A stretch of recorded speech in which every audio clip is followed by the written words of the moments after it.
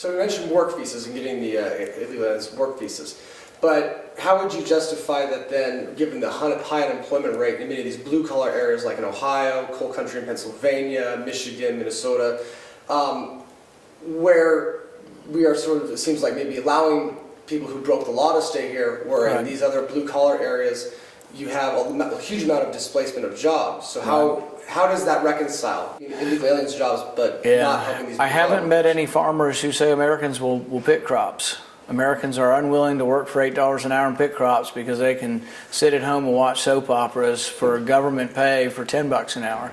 The problem is we have a very generous safety net, maybe overly generous. What I say is if they look like you or look like me and they hop out of their truck, they shouldn't be on disability.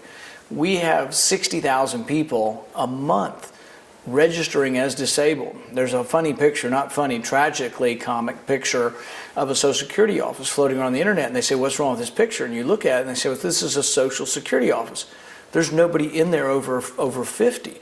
Everybody in there's on disability, and they're all walking around on their own two legs. Why are they disabled? So that's our problem, is our safety net's so generous that Americans are on welfare. These jobs are $8 an hour, and I know a lot of people say, well, illegal aliens are on welfare. For the most part, they're not. They're working the $8 an hour job because they can't get welfare. It is hard to get welfare. Are some of them on it? Maybe. But most of them are working hard, picking crops. If we tomorrow said no more illegal immigrants or no more immigrants can come in to pick the crops, we wouldn't have crops. The vegetables would rot on the vine because we don't have the people to pick them. 1 million people are coming in every year to pick them.